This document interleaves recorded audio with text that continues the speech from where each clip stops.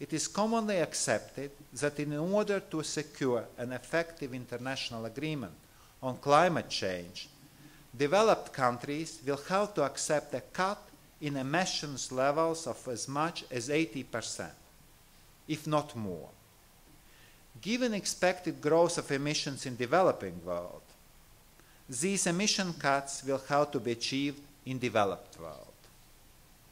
So cutting emissions by 80% in EU will require, quite simply, a very close to zero carbon electricity system, road transport system, and heating and cooling sectors for the buildings.